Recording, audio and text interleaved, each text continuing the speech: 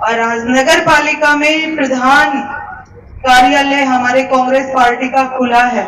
उसके उद्घाटन समारोह में पधारे हुए आप सब बड़े बुजुर्गगण, सम्मानित मंच, हमारी चेयरमैन साहिबा गीता जी, भैया दूज होने के कारण वो थोड़ा सा जल्दी में थी, अभी चले गए हैं, और मंच पर उपस्थित पूरा ये कांग्रेस का परिवार, ब्लॉक अध्यक्ष और सारे लोग जो अपनी बेटी को आशीर्वाद देने यहाँ पहुंचे हैं, बड़े बुजुर्गगण, युवा शक्ति, सबका मैं बहुत बहुत आभार व्यक्त करती हूँ कि आपने अपनी बेटी को आशीर्वाद देने के लिए आप पिछले 4-5 घंटे से लगातार यहाँ बैठे हुए। आप लोगों ने इस परिवार को, स्वर्गीय मालाराम जी के परिवार को पिछले 51 साल से आप लगातार जुड़े हुए हैं। आप सब एक परिवार के रूप में एकत्रित होकर सिर्फ इसलिए कि इस परिवार की सेवा की भावना निरंतर बनी रहे, उसको बनाने के लिए आप सब ने एक संकल्प लिया। जब भारतीय जनता पार्टी ने मुझे टिकट नहीं दिया तो आप सब ने एक संकल्प लिया कि हमें अपनी बेटी को आगे बढ़ाना है। इसलिए जो भारतीय जनता पार्टी का परिवार था, जो स्वर्गीय मालाराम जी की सिद्धांतों में विश्वास रखता था, और पूरी कांग्रेस का परिवार, उन दोनों ने मिलकर एकजुटता के साथ इस बेटी पर आशीर्वाद दिखाया। आज यहाँ उपस्थित हर एक जन का एहसान और आशीर्वाद आपकी ये बेटी भूल नहीं सकती।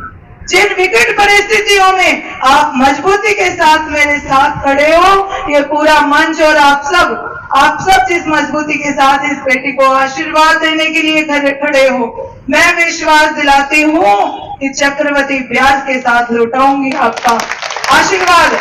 आपका आशीर्वाद व्यर्थ नहीं जाने दूंगी। आपके सम्मान को आगे बढ़ाऊंगी, आपके विश्वास को आगे बढ़ाऊंगी, और जो विश्वास इस बेटी पर आप लोगों ने दिखाया है, उस सम्मान को पूरे राजस्थान में दिखाऊंगी। आप लोग एक परिवार के रूप में हैं। यहाँ कोई कार्यकर्ता और जनप्रतिनिधि वाला रिश्ता नहीं है आप लोगों से। 51 साल से दृढ़ता के साथ जो लोग बंधे हुए हैं, जो परिवार बंधे हुए हैं, वो एक ऐसा परिवार है जो मिटाए नहीं मिटेगा।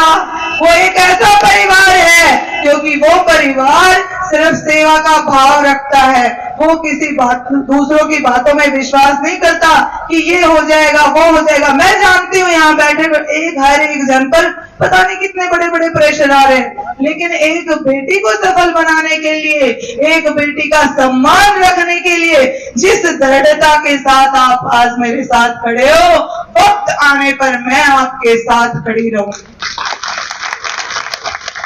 आज बहुत सारी बातें चौपालों पे होती हैं, चाय की थड़ियों पे होती हैं, और मैं भी जानती हूँ, कई बार सुनती हूँ, जबकि वो हकीकत नहीं है। आपको पता है चुनावी दौर में सिर्फ और सिर्फ अफवाहों का बाजार रहता है। सिर्फ और सिर्फ अफवाहें चलती हैं कि फला गांव में ये हो गया, दिगड़े गांव में ये हो गया, और ये बात मेरे सामने निकल कर आती है, और आप सब भी कहते हैं कि ऐसे कह रहे हैं भाई गुजरा का तो वोट ही को ना।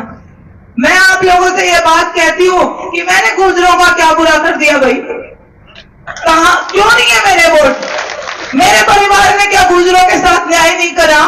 कहाँ कमी रख दी? कौन से गुजर के गांव में हमने कामों में कमी रखी? और अगर गुजरों का वोट हमारे साथ नहीं है तो ये 36 बिरादरी कैसे विश्वास दिखा रही है? मैं यहाँ बैठे हुए हर एक समाज के व्यक्ति से पूछना चाहती हूँ और आप लोगों को कहना चाहती हूँ कि आप अपनी जबान को खोलिए, आप अपने मन की और आत्मा की बात को रखिए, और आप ये कहिए कि इस बेटी की रगों में भी किसी समाज का खून दौड़ता है, इस बेटी की रगों में भी खून दौड़ता है। मेरी रगों में कोई पानी थोड़ी है, या मैं ऊपर आसमान से टपक कर आपके बीच में आ गई। मैंने भी किसी घर और समाज में जन्म लिया है, मैं भी किसी घर और परिवार और किसी समाज की बेटी हूँ। क्यों मेरे साथ क्यों नहीं खड़ा हो सकता समाज? इसलिए समाज को जो लोग दुत्कार रहे हैं और ये कह रहे हैं कि समाज इनके साथ नहीं है, उनको जवाब आप लोगों को देना पड़ेगा। और मैं तो एक बात कहना चाहती हूँ, अगर जो लोग मान रहे हैं ना अपने आप में कि समाज तो एक तरफा होगा, तो या 36 बिरादरी ले होगी बेटी, तो साफ बात है। क्योंकि मैं एक बेटी के रूप में इस खेतड़ी तहसील में आई थी, एक बेटी 2015 में जब मैंने चुनाव लड़ा तो मैं श्री दाताराम गुर्जर की बेटी नहीं, मैं आप सबकी बेटी बनकर आई थी। जब बेटी ने आप सबका ध्यान रखा, जब बिटिया ने ध्यान रखा, तो अब ध्यान रखने की बारी किसकी है? आप ध्यान रखने की बारी मेरे माता पिता और मेरे युवा भाइयों की बारी है।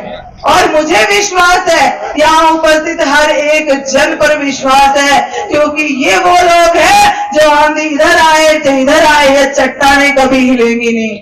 ये चट्टाने गहरी चट्टाने हैं जिनको कोई तूफान मिटा नहीं सकता। मैं आप लोगों को एक बात और कहना चाहती हूँ कि आज एक बेटी आप सब लोगों को साथ लेकर पिछले 8 साल से प्रयासरत है और सिर्फ विकास के नाम पे वोट मांग रही है। ये बिटिया कमजोर नहीं है, ये बिटिया मजबूत है। मैं लड़ रही हूँ तो सिर्फ और सिर्फ आपके अधिकारों के लिए लड़ रही हूँ। ये बेटी लड़ रही है तो आपके विश्वास को आगे बढ़ाने के लिए लड़ रही है। ये बेटी लड़ रही है तो खेतड़ी को अपराध मुक्त बनाने के लिए लड़ रही है। ये बेटी लड़ रही है तो सम्मान का भाव बनाने के लिए लड़ रही है, जहाँ पे जाति पाति के भेद खत्म हो, धर्म के भेद खत्म हो और पूरा खेतड़ी जो स्वर्गीय मालाराम जी का और विवेकानंद जी का भी सपना था कि एक खोया हुआ सम्मान खेतड़ी का ये बेटी लौटाना चाहती है। ये बेटी क्योंकि स्वामी विवेकानंद जी जब खेतड़ी में आए थे तो वो खेतड़ी को बहुत, भविष्य उनका खेतड़ी का बहुत उज्जवल देखते थे। वो मानते थे कि खेतड़ी एक ऐसी विरासत है जहाँ पे हर घर में प्यार और भाईचारा बढ़ा हुआ है, और ये कोई भी विरासत मैं आज लौटाने का संकल्प आपके बीच में ले रही हूँ कि खेतड़ी का खोया हुआ स्वरूप हम लौटाएंगे, खेतड़ी को हम विकसित बनाएंगे। मैं आप लोगों से एक बात का विशेष निवेदन कर रही हूँ कि अपनी हर गांव और ढाणी को मजबूत रखिए, चाहे कोई कुछ भी कहे। 10 दिन तक आपको टिके रहना है और मजबूती से हर घर घर जाकर ये प्रचार करना है।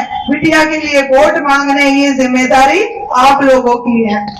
मैं बेटी बनकर या कोई संवेदनशीलता प्रकट करके आप लोगों के बीच में वोट नहीं मांग रही हूँ। आपकी बिटिया ने 8 साल काम किया है हर गांव और ढाणी में। लोग झूठे आश्वासन और उम्मीदें दिखाकर आपसे वोट मांग रहे होंगे, लेकिन ये बेटी तो जिस दिन कदम रखा था उसी दिन से विकास के नाम पे वोट मांग रहे। मनीषा प्रधान बनी थी, शिमला में इनका कार्यक्रम था। शिमला के बहुत लोग बैठे हैं, ये गोकुल जी सैनी साहब भी बैठे, अध्यक्ष जी। मैंने भी वीडियो सुना था, मैं था नहीं उस कार्यक्रम में। उस समय डॉक्टर साहब ने उस भावुकता में क्या पर सरस्वती उनकी जबान पे बैठी थी कि ये बेटी है मनीषा, मेरी पोती है और ये मेरी उत्तराधिकारी बनेगी। ये आप उसको वीडियो को निकाल के देख लेना। उस दिन मैंने उस वीडियो को सुना था, डॉक्टर साहब क्या कह रहे हैं, ये उत्तराधिकारी बने तो मेरी बने, भारतीय जनता पार्टी के किसी उसकी बने। डॉक्टर साहब ने कैसे कह दिया कि ये बनेगी, तो उनकी 3 साल की जिस दिन इसको टिकट मिली उस दिन मेरे वो बात ध्यान में आई कि डॉक्टर साहब के सरस्वती विराजमान थी उस दिन, और उन्होंने वो शब्द कहा, वो कैसे घूम के अपने आप आ गया। तो ये विधाता की बात है। हमारा कोई कांग्रेस में टिकट का कोई प्रयास ही नहीं था।